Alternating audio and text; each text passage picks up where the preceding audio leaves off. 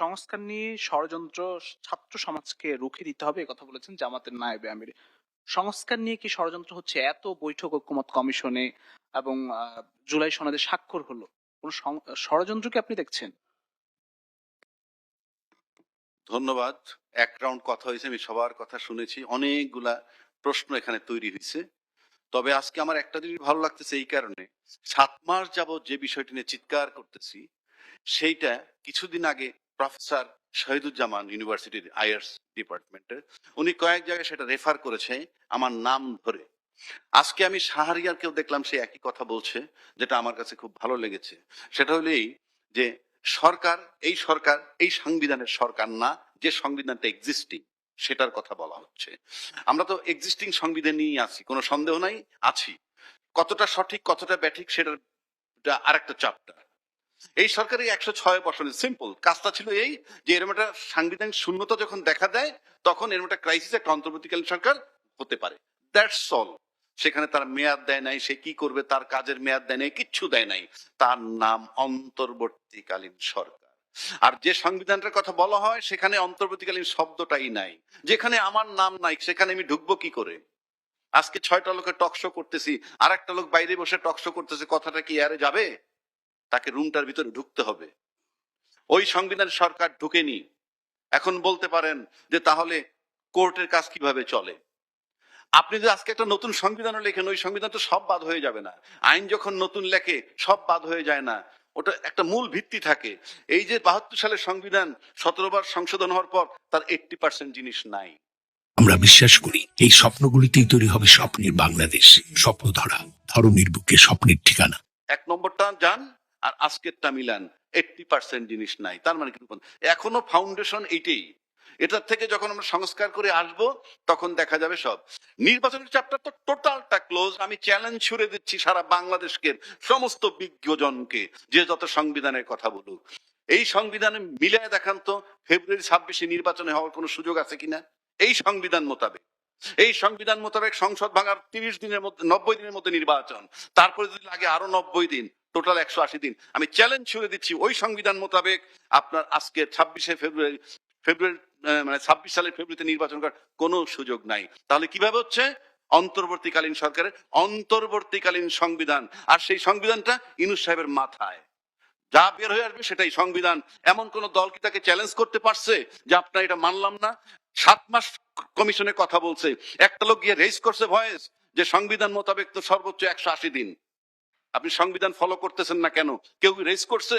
ইউনূস সাহেব অযোগ্য, NGO government, আমি মেনে নিলাম। আপনারা তো বিজ্ঞজন গেছিলেন, এত লোকে আলাপ করলেন, তারা কেউ বলতে পারলেন না যে প্রধান উপদেষ্টা সাহেব সংবিধান মোতাবেক তো নির্বাচনের মেয়াদ শেষ হয়ে যাচ্ছে। কিন্তু আমি ব্যক্তিগতভাবে বুঝি সম্পূর্ণ সাংবিধানিক ভাবে দেশ চলছে, আর সেটা হলো অন্তর্বর্তীকালীন সরকারের সংবিধান। এবং এইটার পরিপ্রেক্ষিতে তাহলে ওই সংবিধান যদি আপনি মানেন, আপনি কিসের সংস্কার, কিসের ঐকমত্য কমিশনের আলাপ? প্রশ্নই ওঠে না। যেখানে আপনি সংবিধান ভায়োলেশন নির্বাচনের ক্ষেত্রে আবার কথা আসছে সংবিধানে গণভোট নাই, অনেকেই বলছেন। আর জনগণ যেটা মেনে নিবে, সবাই মেনে নিলে ওটাই সংবিধান। এখন গণভোট সবাই মেনে নিছে, সমস্যা হচ্ছে আগে না পরে। সিম্পল, আমি বুঝাই দিই। এতক্ষণ মিলন ভাই বলছেন যে পার্থক্যটা কি, অবশ্যই পার্থক্য আছে। আপনি ওই সংবিধানে ঢুকতে পারতেছেন না।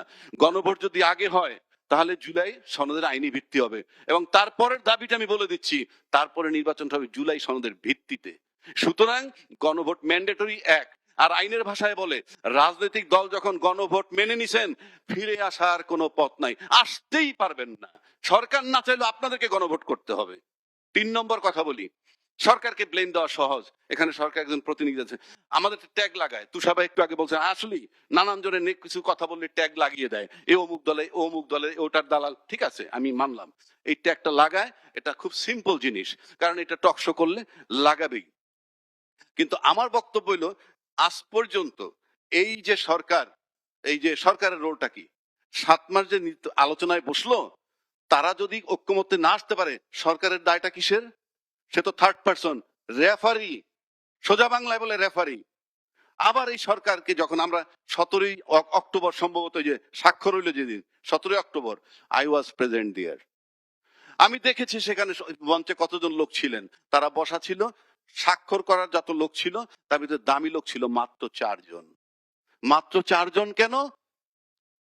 বিএনপির 2 জন, জামাতের 2 জন, কারণ তারা কিছু লোক রিপ্রেজেন্ট করে, সবচেয়ে বেশি রিপ্রেজেন্ট করে বিএনপি, জামাত করে। আর বাকি যারা ছিল তারা বসা ছিল শুধু বড় দলের রাজনৈতিক অনুকম্পা পাওয়ার জন্য, একটা সিট দিবে সেই আশায়, তাই তারা স্বাক্ষর করছে। তাদের স্বাক্ষরে ইনফ্যাক্ট কিছু আসে যায় না, কিন্তু মাত্র 4টা লোকের স্বাক্ষরে 18 কোটি লোকের চিন্তা ভাবনা, 18 কোটি লোকের ভাগ্য নিয়ন্ত্রণ করবে, সেটাই তো অস্বাভাবিক ঘটনা। তারপরেও মেনে নিলাম, কারণ তো সে তারপর থেকে যখন আবার কথা আসলো যে সবচেয়ে বড় দল বলে তাদের সাথে প্রতারণা করছে, আমি মেনে নিলাম তর্কের খাতিরে, আমি বিতর্কে যাচ্ছি না, আমি ধরে নিলাম তাদেরটাই সঠিক, প্রতারণা করেছে সরকার। যদি খোলা আকাশের নিচে 18 কোটি লোকের সামনে প্রতারণা করতে পারে যে সরকার, সেই সরকারের অধীনে সবচেয়ে বড় দলের নৈতিক দায়িত্বই হলো নির্বাচনে না যাওয়া। কারণ নির্বাচনে যে প্রতারণা করবে না তার কি গ্যারান্টি আছে? ওখানে আপনাদের এত বিশ্বাস, রহস্যটা কি? এটা যদি রহস্যময় থাকে তাহলে তো যে যার সুবিধা নিতেই চাইবে। রাজনীতিতে সবাই সুবিধা চায়। এখন রাস্তায় নামলে আমি টের পাই যে রাজনীতির ভিতরে, দেশের ভিতরে এই ছোট দল বা মেজো ভাই, বড় ভাই তো বললাম, মেজো ভাইয়ের একটা প্রভাব পাওয়া যায়, গন্ধ পাওয়া যায়। সে জানে ভোট পায়, ভোটের রাজনীতিতে আমি হয়তো ক্ষমতা পাবো না, কিন্তু আমার তো একটা প্রভাব আছে, এটা তো সবাই চাইবেই।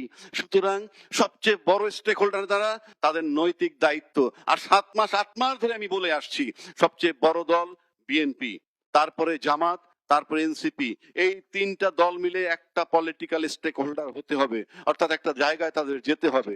আর শেষ করি, তারপরে আরেকটা স্টেক হোল্ডার হলো সরকার নিজে। থার্ড স্টেক হোল্ডার হলো এরকম ক্রাইসিস টাইমে রাষ্ট্রের মধ্যে সেনাবাহিনী বা 3 বাহিনী। এই 3টে স্টেক হোল্ডার এখনো যদি ঐক্যমত্যে না আসতে পারে, আপনার নির্বাচন না হওয়ার সম্ভাবনা 99.9%।